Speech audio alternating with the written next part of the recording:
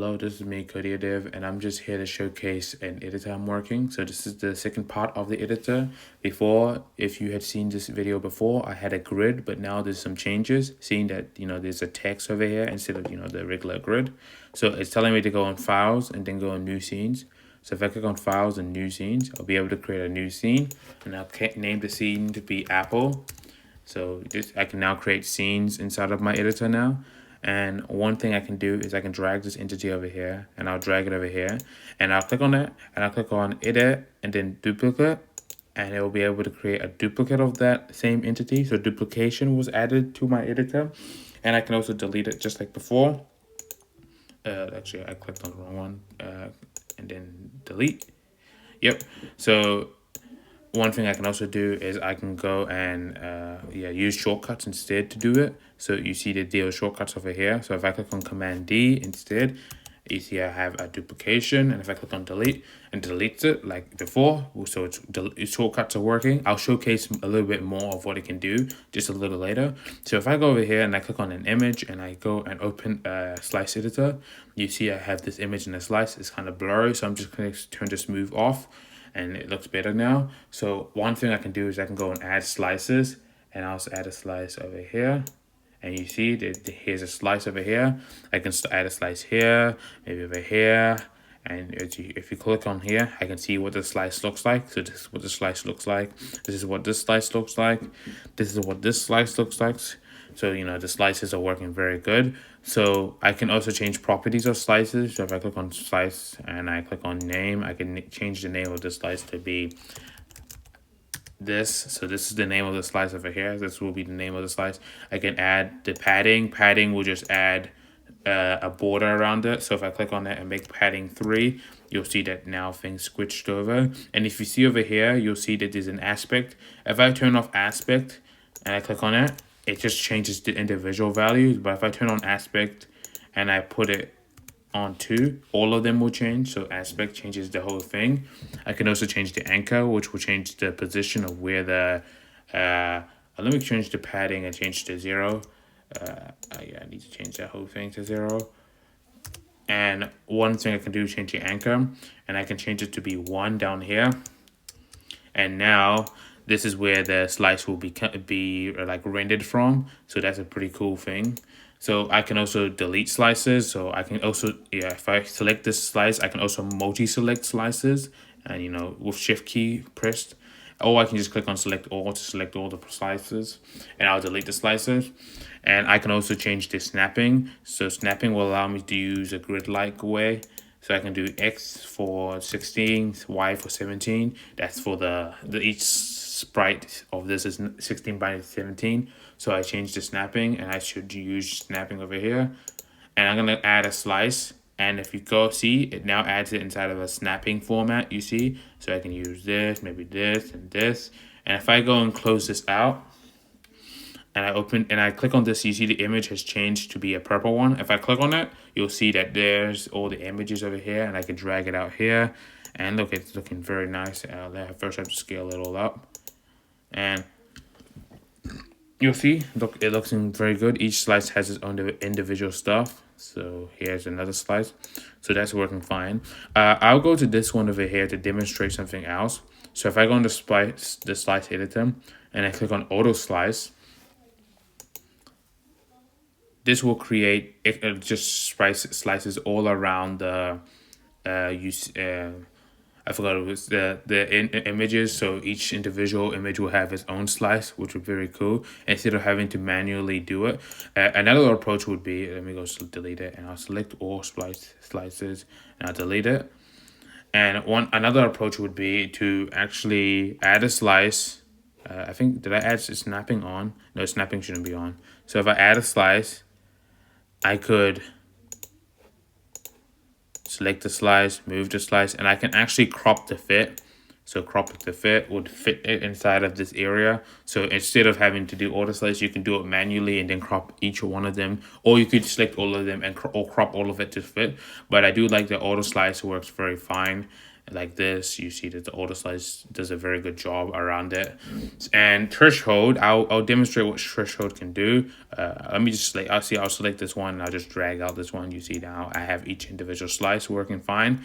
Threshold, I can actually go to this one to demonstrate it. And the first thing I'll do is I'll go to the slice editor, and then I'll select all of them and delete slices. And then what I'll do is I'll go to threshold. No, actually, first I'll just do a regular auto slice. And if you see, there's some problems over here.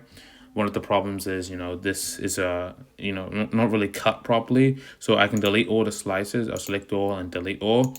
So what I can do is go on threshold, and I'll go 0.5 as a threshold. And if I cancel it and I click on auto slice, you see that now each one of them has worked perfectly. So these are some of the characters I'm interested in using. So I can go and select the character. I click the shift key to select more and more characters. And I can go to properties and I can change the anchor. And I'll make the anchor to be 1. And now each one of them have the anchor to be 1 over there. And what I can do is I can go out and I want to delete all of these. I haven't implemented multi-select yet, so I still have to do each individual one, but shortcuts do make it faster. So I can select this one and I drag it out, and because I made the anchor go down there, you see now the pivot is down over here instead of usually in the middle. So that's something cool I worked on. But as you notice, each time I drag a character out, I need to actually scale it up to fit. So it's not really working as I would like it to do. I'd like it to maybe ideally scale up, maybe to, I don't know, what would be a good scale? 5 would probably be a good scale. Each time I drag each one of these, it would be nice if I can scale it up. And that's one thing I worked on. I added the support for adding default values. If I go in settings, you'll see what's happening. So if I click on here, I can just click delete it. And if I go on settings, which is just command plus, so if I click on command plus, it will open up the settings. So these will allow me to change default values. The first one is default values. The next one is shortcuts. So default values I can do and change this to be 5 and 5. So each time I drag an entity, it'll have a scale of 5 and 5. That'll be the first thing. So if I drag this entity, you see that the scale is 5, 5 automatically without me doing anything. Over here, 5, 5, that will be the next scale. And let me just flip this over, see how it's working flawlessly and very good. And if I go to settings, I can also change the FPS, the fixed rotation, the auto size for the camera, and some default stuff for the background, for the scene. Sorry for the background noise. And also I can go to shortcuts and change shortcuts. So for the delete key, if I want to delete an entity, I can just click the delete key, as you can see over here. Or I can change it and maybe make it the L key. So if I go and select this entity, I can click on L and it'll delete it. Instead of clicking on delete, it clicks on L. So it does customize your shortcuts. You can customize them. And suppose I use a one that already exists, like Command Shift N. This is to create a new scene. So if I click on Command Shift N, it'll say, oh no, new scene already uses this combination. Do you want to replace it? And yes, then new scene won't have its one. It will just be this one. It will just be nothing. And I can't create a new scene, but I can delete with that shortcut. So if I click on Command Shift N, I delete it, which is working very cool. So going back to settings, let me go change it. One thing I do need to add is to reset all the shortcuts to make sure that it works good. Like I can reset all of them back to normal, which would be very useful. So as you see, these was the shortcuts and this was the default scene. And last thing I can do is actually save scenes. So one thing I'm gonna do is I'm just gonna drag and start working on an interesting scene. Just drag some stuff around, maybe move. Also need a good one, a gun. I'll add a gun to this character. I'll flip him over, so now that he has a gun. And maybe I'll add a door over here. And then maybe some blocks, a shield. He might have a shield, just adding some random stuff to make it interesting.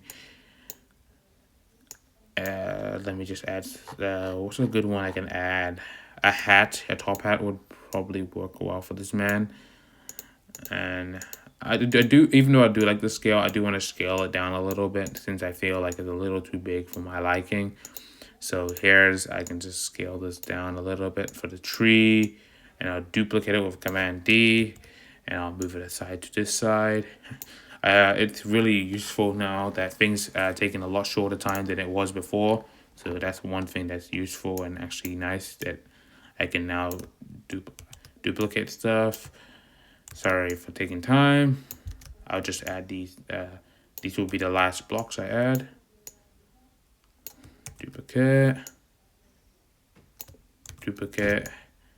And then I'll duplicate last time. And now you see this is the little scene I've just created up, just like this. I can move stuff around that make things parent. Like this one, I'll make this into, and I'll click on this one and this one. Yes, they're both, so I can parent this one over here. So now this will be this parent. So if I move this base, all of them will move alongside of it.